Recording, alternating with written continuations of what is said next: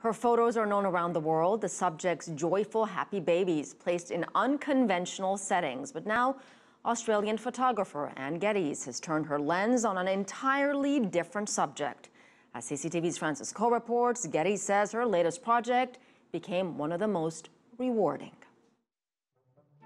Touching, whimsical, and downright adorable. Some of the words that come to mind when you look at the iconic photos of Anne Geddes. I find newborns so meaningful as a subject matter, so joyful because of everything that they bring to families. But looking at these photos, words don't come as easily. I wanted the first reaction to be, oh, what a beautiful child. Oh, but what happened? Her most recent project, a year-long assignment around the world. It was just such an incredible journey for me as a photographer. 15 subjects from 9 months old to 25, all survivors of meningitis, a disease that results in severe infections of the blood, fluids surrounding the brain and spinal cord. Geddes didn't know much about the illness until she was approached about a project to raise awareness. I was a little bit concerned about how I would be emotionally. In preparation for her shoot, Geddes had to come up with a way to best highlight her subjects. She decided on using pillars to best represent their courage and strength. Most of the participants didn't have any legs, so they wouldn't be able to stand.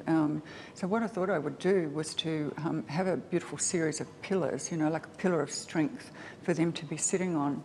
Strength even the youngest survivor, 9-month-old Mateo from Canada, displayed. He was in a situation where he had big holes in his arms and his legs and at the back of his head. Then there was 6-year-old Bernadette from Australia. To hold a little 6-year-old who has no legs and to be a mother it really struck home to me the depth of devastation of meningococcal disease, and it was just one of those moments that I'll never forget. Geddes wasn't the only one inspired.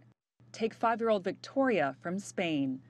She was so sad and so quiet when she came into the studio, and I remember the moment when she saw her image on screen and this little smile started to come to her face, and within like half an hour she was chatting, and by the time they left she was saying, no, I don't want to go, I want to take more photos.